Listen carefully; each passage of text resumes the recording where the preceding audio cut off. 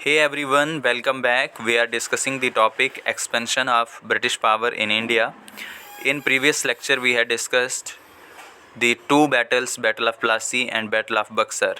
Now we will discuss Anglo Mysore wars. ठीक है, जैसे कि हमने दो बैटल्स डिस्कस की थी, बैटल ऑफ प्लासी और बैटल ऑफ बक्सर. उसके बाद बक्सर की बैटल में हमने जो लास्ट अपना नवाब पड़ा था जिसका नाम था मीर कासिम, है ना. मीर कासिम को मारने के बाद मीर कासिम तो भाग गया था, तो उसके बाद क्या हुआ, उन्होंने मीर जाफ़र को क्या था नेक्स्ट नवाब बना दिया था. लेकिन फिर मीर जाफ़र को भी हटा करके खुद नवाब बन गए थे वहाँ के बंगाल के. तो उस तरीके से बंगाल पे उन्होंने कब्जा कर लिया था. तो अब उनको, मैंने आपको लास्ट टाइम भी बताया था कि उनको अब यकीन हो गया था कि हम इंडिया के किसी भी पार्ट को ऑक्यूपाई कर सकते हैं. ठीक है, तो उन्होंने क्या किया कि अब नेक्स्ट अटैक करते हैं वो किस पे, मैसूर पे. अब ध्यान जाता है किस पे, मैसूर पे. मद्रास में ऑलरेडी वो सेटल थे यहाँ पे, है ना.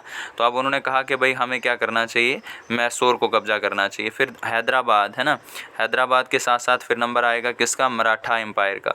फिर उसके बाद सिख एम्पायर. तो हम एक एक करके सबको डिस्कस करेंगे. तो सबसे पहले है मैसूर.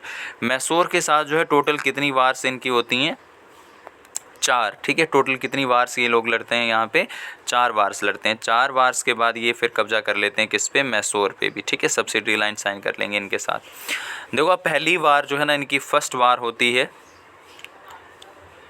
फर्स्ट वार हुई. फर्स्ट वार में जो है हैदर अली, फर्स्ट वार जो हुई थी इनकी, तो याद रखो 1767 से लेकर 69 तक ये पहली बैटल होती, पहली वार होती किस किस के बीच में, ब्रिटिशर्स और मैसूर के बीच में. मैसूर की तरफ से कौन लड़ता है, हैदर अली. ठीक है, मैसूर में कौन था, हैदर अली, हैदर अली.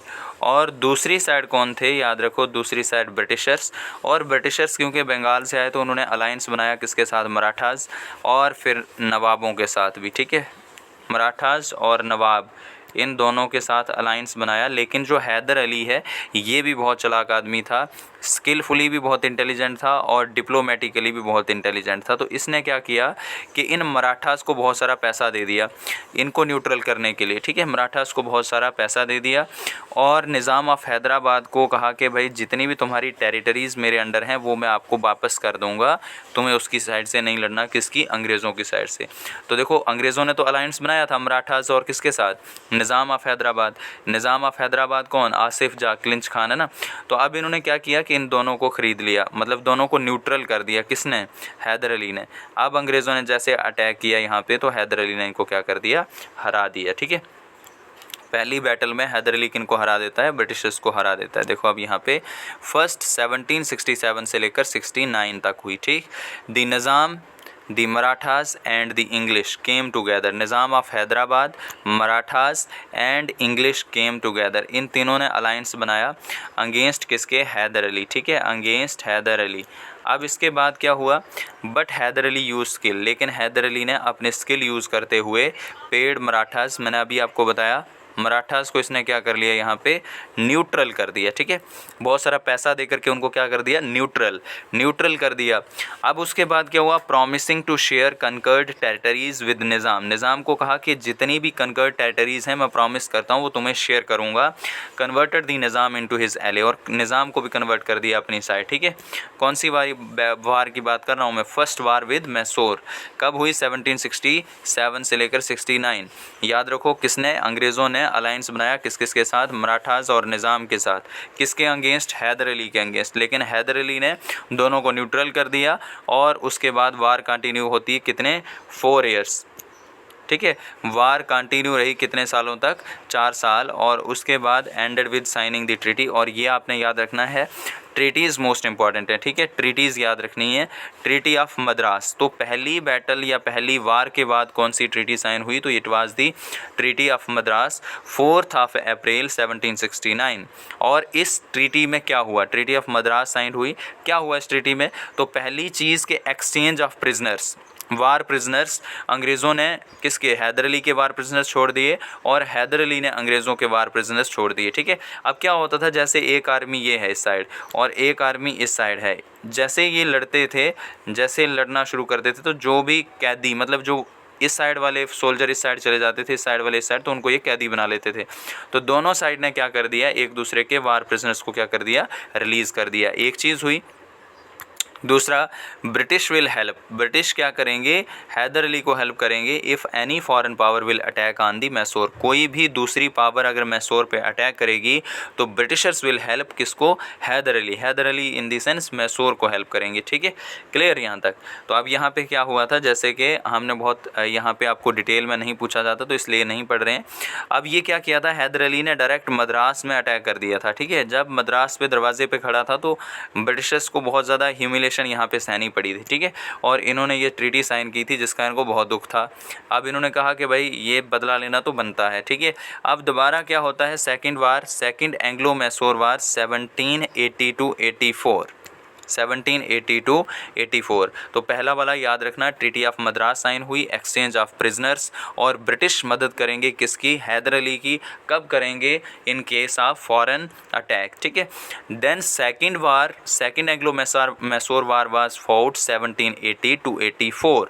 अब इसमें क्या हुआ, Haidar Ali and Marathas Nizam came together. अब यहाँ पे इन तीनों का अलायंस है। पहले ये लोग किसके साथ थे, हैदर अली अकेला था, तो मराठास और निज़ाम जो थे ये अंग्रेज़ों की साइड थे।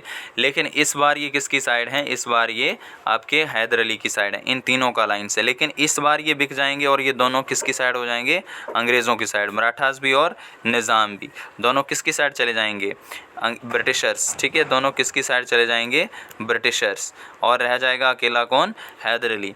English detached both the Marathas and Nizam, English ने क्या कर लिया, इन दोनों को अपनी साइड कर लिया, मराठास को भी और निज़ाम को, फ्राम हैदर अली।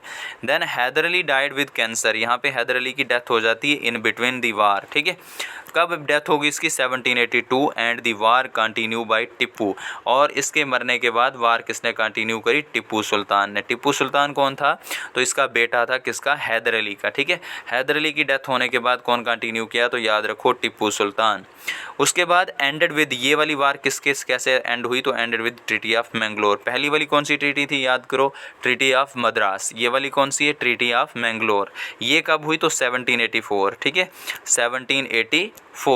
अब यहाँ पे क्या हुआ, इस ट्रीटी में क्या हुआ, in treaty both sides give back the territories taken from each other, एक दूसरे की जितनी भी टेरिटरीज इन्होंने ऑक्यूपाई की थी वो वापस कर दी। ठीक है, बोथ साइड्स गिव बैक या return there territories which conquered. ठीक है, जो भी इन्होंने एक दूसरे की टेरिटरीज को ऑक्यूपाई किया था वो वापस कर दी एक दूसरे को। ठीक है, अब यहाँ पे third Anglo Mysore war 1792-92, 1792-92, British attacked on Mysore, यहाँ पे ब्रिटिशर्स ने अटैक किया under the leadership of Cornwallis. किसकी लीडरशिप में, कॉर्नवालिस। 1791 टिप्पू डिफीटेड, यहाँ पे टिप्पू की क्या हो जाती है, हार हो जाती है। ठीक है, टिप्पू को हरा दिया जाता है यहाँ पे। ठीक है, टिप्पू वाज डिफीटेड। और यहाँ पे बहुत ही खतरनाक ट्रीटी साइन हुई जिस ट्रीटी का नाम था ट्रीटी ऑफ श्रीरंगापट्टम। श्रीरंगापट्टम जो था मैसूर की कैपिटल थी। ठीक है, तो श्रीरंगापट्टम ट्रीटी साइन हुई कब, 1792 में। हाफ ऑफ दी मैसूर किसको मिल गया, ब्रिटिशर्स को। और क्या देना पड़ा, तो वार पेनल्टी देनी पड़ी, कितनी, 3 करोड़ टेकन फ्रॉम टिप्पू। और टिप्पू के दोनों बेटों को बंदी बना लिया, किन्होंने, ब्रिटिशर्स ने। ठीक है, थर्ड एंग्लो मैसूर वार, याद रखो थर्ड वाली हमने पढ़ी 1790 से लेकर 92। ठीक है, और इसमें क्या हुआ, यहाँ पे कौन हार गया, यहाँ पे हार गया टिप्पू सुल्तान। और टिप्पू सुल्तान के हारने के बाद यहाँ ट्रीटी साइन हुई, ट्रीटी ऑफ श्रीरंगापट्टम। ट्रीटी ऑफ श्रीरंगापट्टम में क्या हुआ, तो हमने याद रखना है यहाँ पे, उसके 2 बेटों को बंदी बना लिया, 2 सन टिप्पू सुल्तान के बंदी बना लिए गए। फिर उससे कितना, 300 करोड़ रुपया लिया गया। देन उसके बाद हमने बात करी कि हाफ ऑफ दी मैसूर जो है वो किसके अंडर चला गया, ब्रिटिशर्स। ठीक है, अब उसको सारा पैसा रिटर्न करना था, किसको, टिप्पू सुल्तान को, और अपने बेटों को क्या करना था, छुड़वाना था। ठीक है, 3 करोड़ है। ठीक, फोर्थ एंग्लो मैसूर वार 1799, अब इसने 3 करोड़ पैसा दिया वापस और अपने बेटों को वापस रिलीज़ करवाया। देन उसके बाद इसने कहा कि अब बदला लेना तो बनता है ना। 1799, अब Tipu was defeated in this war, again Tipu की यहाँ पे क्या हो जाती है, हार हो जाती है, which start from 17 April 1799 and ended with 4th of May 1799। ठीक है, 17 अप्रैल को ये स्टार्ट होती है वार और एंड होती है 4th ऑफ मई 1799। Tipu was defeated by English general Stuart and then general Harris. ठीक है, टिप्पू को यहाँ पे हरा दिया जाता है किस किस के द्वारा, जनरल स्टुअर्ट और जनरल हैरिस। ठीक है, समझ आ रही मेरी बात। यहाँ पे टिप्पू की क्या हो जाती है, हार हो जाती है, टिप्पू की डेथ हो जाती है, टिप्पू मारा जाता है during the time of defending his capital. ठीक है, श्रीरंगापट्टनम, अपनी कैपिटल को डिफेंड करते हुए टिप्पू की यहाँ पे क्या हो जाती है, डेथ हो जाती है।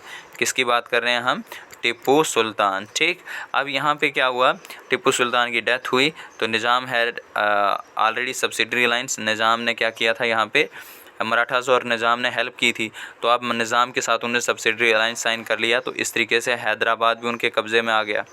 अब ये सब्सिडरी अलायंस क्या होता है, ये आगे जा कर के अभी हम डिस्कस करेंगे इस चीज़ को भी। ठीक है, उसके बाद निज़ाम हैड ऑलरेडी कौन सा subsidiary alliance, the Marathas had been promise to give half of the territory of Tipu. Marathas को इन्होंने प्रॉमिस किया था कि भाई टिप्पू की जो टेरिटरी है वो हाफ जो है तुम्हें दे दी जाएगी, और निज़ाम के साथ क्या साइन हो गया, सब्सिडरी अलायंस। ठीक है, और इस तरीके से जो है इन्होंने कब्ज़ा कर लिया किस किस पे, हैदराबाद पे भी, और उसके साथ साथ किस पे, मैसूर पे भी। ठीक है, मैसूर का छोटा सा एक वहाँ पे डायनेस्टी थी जिसका डायनेस्टी का नाम था वोडेरा डायनेस्टी। ठीक है, तो उस वोडेरा डायनेस्टी को जो है छोटा सा एरिया दे दिया गया, बाकी सारा का सारा किसके अंडर हो गया, सब्सिडरी अलायंस साइन करके ब्रिटिशर्स के अंडर। ठीक है, देन उसके बाद एंग्लो मराठा वार। ठीक है, तो ये एग्ज़ाम में बहुत कम पूछी जाती हैं, तो इनको हम डिटेल में नहीं पढ़ेंगे। यहाँ पे क्या होता है, टोटल कितनी वार्स लड़ी इन्होंने मराठाओं के साथ, 3। ठीक है, एंग्लो मराठा वार कितनी लड़ी गई यहाँ पे, 3, याद रखो। ठीक है, Anglo Maratha war, this is the Maratha empire. ठीक, मराठा एम्पायर के साथ कितनी वार्स लड़ी इन्होंने, 3, याद रखो। टोटल 3 वार्स, फर्स्ट इनकी यहाँ पे स्टार्ट हुई 1775 to 82। ठीक है, दूसरी जो है वो सेकंड कब हुई, 1803 से लेकर 1805, और थर्ड एंग्लो मराठा वार जो है 1817 से लेकर 1819 तक। ठीक है, अब यहाँ पे क्या होता है, मराठा एम्पायर भी इन्होंने अपने अंडर कर लिया। ठीक है, मराठा एम्पायर भी अपने अंडर कर लिया यहाँ पे। उसके बाद सिखों की बारी आती है, राजा रणजीत सिंह। तो यहाँ पे क्या होता है, फर्स्ट वार लड़ी गई, फर्स्ट एंग्लो सिख वार, जिसमें इन्होंने ट्रीटी साइन की थी। फर्स्ट वार एंड होने के बाद 1846 में ट्रीटी का नाम क्या था, ट्रीटी ऑफ लाहौर। ठीक है, देन उसके बाद एक और ट्रीटी साइन हुई थी यहाँ पे, ट्रीटी ऑफ अमृतसर। तो ये थोड़ी सी याद रख लेना ट्रीटीज़ के बारे में, ट्रीटी ऑफ लाहौर। ठीक है, treaty of Lahore, treaty of Lahore जो है, ट्रीटी ऑफ लाहौर साइन हुई थी किस किस के बीच में, याद रखो, दिलीप सिंह और ब्रिटिशर्स के बीच में। ठीक है, दिलीप सिंह और किसके बीच में, ब्रिटिशर्स। कौन सी वाली बात कर रहा हूँ मैं, ट्रीटी ऑफ लाहौर। तो ट्रीटी ऑफ लाहौर साइन हुई किस किस के बीच में, दिलीप सिंह और दूसरी साइड कौन है, दिलीप सिंह और ब्रिटिशर्स। ठीक है, दिलीप सिंह और ब्रिटिशर्स। और इस ट्रीटी में क्या हुआ था, आपने याद रखना है, ट्रीटी ऑफ कौन सी वाली, लाहौर, कब साइन हुई थी, याद रखना, 9th of April, 9th of March, अप्रैल नहीं, 9th of March 1846। ठीक है, 1846, 9th of March 1846। दूसरी ट्रीटी साइन हुई थी, ट्रीटी ऑफ अमृतसर। ठीक है, दूसरी ट्रीटी कौन सी है, treaty of Amritsar, treaty of Amritsar. ठीक है, अमृतसर वाली किसके साथ साइन हुई थी, बिटवीन गुलाब सिंह और बिटवीन ब्रिटिशर्स। ठीक है, बिटवीन किस किस के बीच में, गुलाब सिंह, एक साइड था गुलाब सिंह और दूसरी साइड कौन, ब्रिटिशर्स। ठीक है, इसमें आपने याद रखना है 75 लाख में जो है कश्मीर ख़रीदा था किसने, गुलाब सिंह ने। ठीक है, ट्रीटी ऑफ अमृतसर, और ये कब हुई थी, 16 मार्च 1846। ठीक है, 16 मार्च 1846, ट्रीटी ऑफ अमृतसर।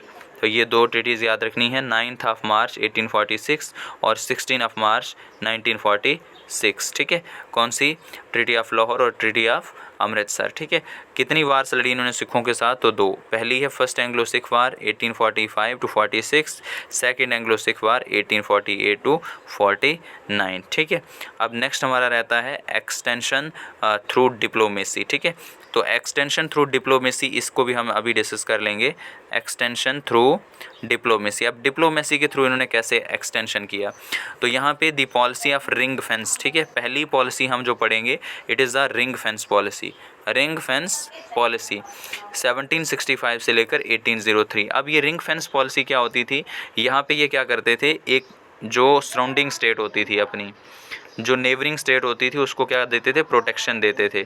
क्यों प्रोटेक्शन देते थे? ताकि ये खुद को प्रोटेक्ट कर सकें।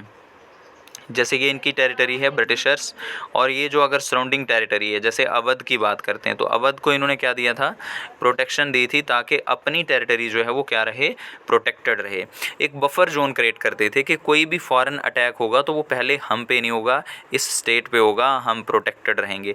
यहाँ पे सारी आर्मी जो थी वो किसकी रहती थी, ब्रिटिशर्स की रहती थी। मतलब आप कह सकते हो कि सब्सिडरी अलायंस जो है इसी की फर्दर थोड़ी सी एक्सटेंशन है, ठीक है। तो यहाँ पे क्या रहता था, आर्मी को ये पोस्ट कर देते थे, एक बफर स्टेट क्रिएट कर देते थे कि बाहर वाली कोई भी, जैसे अब्दाली का इनको खतरा रहता था तो वो अटैक होगा तो पहले किस पे होगा, अवध पे होगा। तो उसी पॉलिसी को क्या कहा जाता है, रिंग फेंस पॉलिसी। किसने इंट्रोड्यूस करी थी, तो याद रखना वारेन हेस्टिंग, ठीक है। किसने इंट्रोड्यूस करी, Warren Hasting 1765। It was the policy of defence. ये पॉलिसी क्या थी, policy of defence of their neighbours frontier. अपने पड़ोसी स्टेट को ये क्या देते थे, डिफेंस पॉलिसी थी, उसको प्रोटेक्शन देते थे। क्यों देते थे, for safeguarding their own territories, ताकि अपनी टेरिटरीज को क्या रखा जाए, सेफ रखा जाए, प्रोटेक्ट रखा जाए, अपने आप को प्रोटेक्ट रखा जाए। देखो मोस्ट इंपॉर्टेंट याद रखना, दी पॉलिसी ऑफ रिंग फेंस क्या है कि अपनी नेबरिंग स्टेट को क्या देना, प्रोटेक्शन देना। क्यों देना, इन order to safeguard their own territory. In other word, this policy maintain the subsidiary force.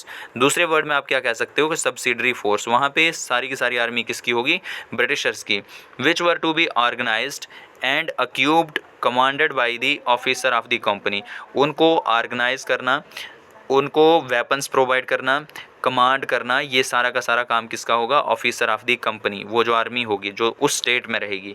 Who in turn were to be paid by the ruler of the state, और return में क्या करना पड़ेगा, उस, जैसे अवध की मैंने आपको एग्जांपल दी, तो अवध के नवाब को क्या करना पड़ेगा, उसको रिटर्न में पैसा देना पड़ेगा, ठीक है। इसी की फर्दर एक्सटेंशन है कौन सी वाली, सब्सिडरी अलायंस। तो याद रखना इस पॉलिसी से कौन सा एरिया इन्होंने ऑक्यूपाई किया, अवध, ठीक है। कौन सी वाली, रिंग फेंस पॉलिसी, ठीक है। कौन लाया इसको, वारेन हेस्टिंग, याद रखना।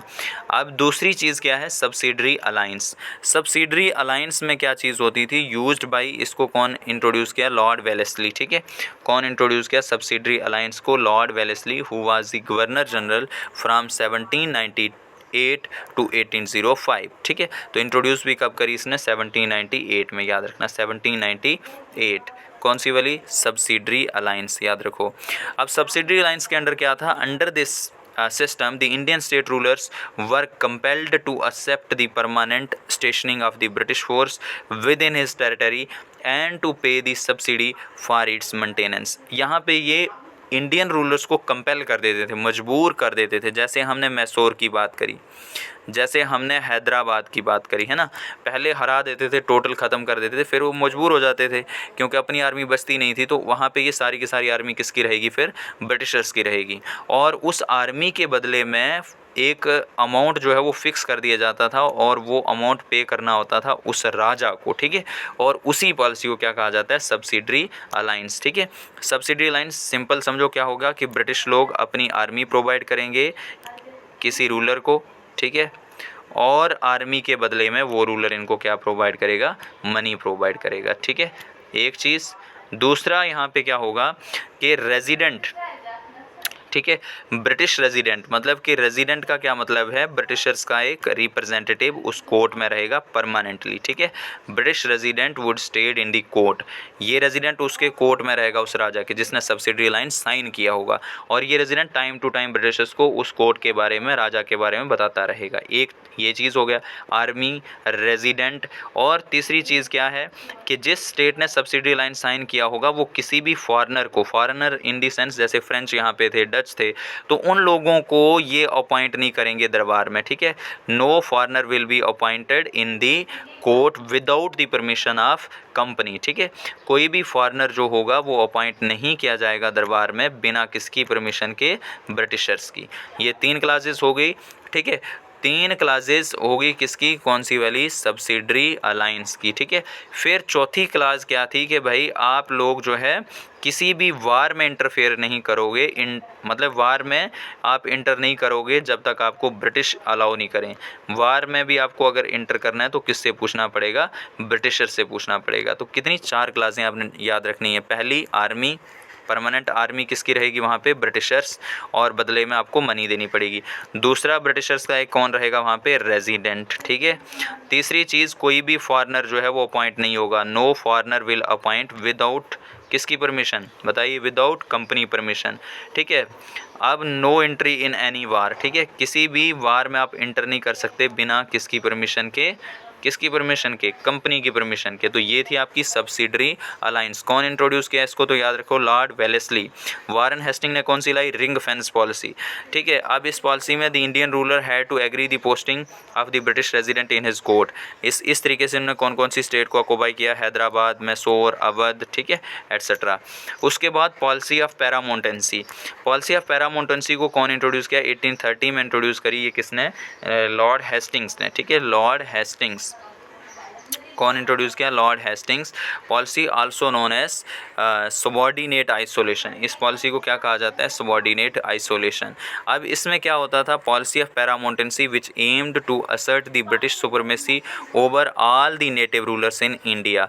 जो भी नेटिव रूलर्स थे उन पे अपनी सुपरमेसी को थोपना, उस पॉलिसी को। पैरामाउंटेंसी का मतलब कि अपनी सुपरमेसी को थोपना। The state surrendered all form of external sovereignty but retained sovereignty in internal administration.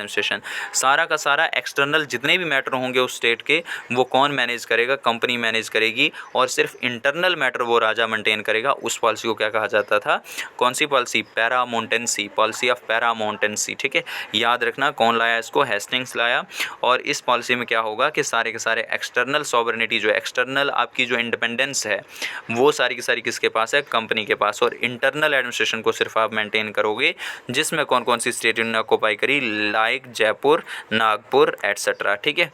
अब चलते हैं आगे। नेक्स्ट पॉलिसी है डॉक्ट्रिन ऑफ लैप्स। ये मोस्ट इंपॉर्टेंट है, डॉक्ट्रिन ऑफ लैप्स। और दूसरी इंपॉर्टेंट कौन सी थी? Subsidy lines. मोस्ट इंपॉर्टेंट दोनों याद रखना, लॉर्ड वेलेस्ली और लॉर्ड डलहौजी। अब इसमें क्या था? स्टार्टेड बाय किसने करी ये स्टार्ट? लॉर्ड डलहौजी ने 1848 में। अब इसमें आप होप्सो सबको पता होगा कि जिस भी राजा का अपना बेटा नहीं होगा, उसका अडॉप्टेड सन जो होगा वो नेक्स्ट राजा नहीं बन सकता, ठीक है। Adopted son could be heir of foster father private property, ठीक है, कि जो अडॉप्टेड सन है वो अपने बाप की प्राइवेट प्रॉपर्टी को ओन कर सकता है, बट वो स्टेट का सक्सेसर नहीं बन सकता, ठीक है। याद रखो, अडॉप्टेड सन जो है, जैसे एक आदमी है और इसका अडॉप्टेड सन है सी, तो ये अडॉप्टेड सन जो है सी, ये राजा नहीं बन सकता। इसकी प्रॉपर्टी को क्लेम कर सकता है ये, बट ये राजा नहीं बन सकता। इस पॉलिसी को कहा जाता है डॉक्ट्रिन ऑफ लैप्स। इस तरीके से इन्होंने, और वो सारी की सारी स्टेट जिसका अडॉप्टेड सन होगा वो राजा नहीं बन सकता, तो वो स्टेट अल्टीमेटली किसके अंडर आ जाएगी? ब्रिटिशर्स के अंडर आ जाएगी। This policy is known as doctrine of lapse. और इस तरीके से इन्होंने कौन कौन सी स्टेट्स को ऑक्यूपाई किया? झांसी, सतारा, कानपुर, एट्सेट्रा, ठीक है। तो ये था हमारा topic, expansion of British in India. किस तरीके से इन्होंने एक्सपेंशन किया? तो थ्रू वार भी हमने डिस्कस किया, थ्रू डिप्लोमेसी भी हमने डिस्कस किया। तो डिप्लोमेसी में हमने 4 पॉलिसीज़ पढ़ी। सबसे पहली थी रिंग फेंस पॉलिसी, दूसरी थी पैरामाउंटेंसी, तीसरी सब्सिडरी अलायंस, और चौथी थी डॉक्ट्रिन ऑफ लैप्स, ठीक है। याद रखना, रिंग फेंस पॉलिसी को कौन लेकर के आया? वारन हेस्टिंग्स लेके आया। पैरामाउंटेंसी को कौन लेकर के आया? लॉर्ड हेस्टिंग्स लेके आया। देन सब्सिडरी की बात करी हमने, तो सब्सिडरी को लॉर्ड कॉर्नवालिस लेके आया। देन हमने लास्ट वाली की बात करी, लॉर्ड वेलेस्ली लेके आया, ठीक है। और लास्ट वाली है डलहौजी, तो डलहौजी ने कौन सी लाई? तो डलहौजी की हमने बात करी, तो डलहौजी ने लाई आपकी कौन सी? डॉक्ट्रिन ऑफ लैप्स, ठीक है। तो होप सो आपको लेक्चर अच्छा लगा होगा, और ज़्यादा से ज़्यादा चैनल को शेयर करें, सब्सक्राइब करें, और वीडियो को लाइक करें। Thank you very much.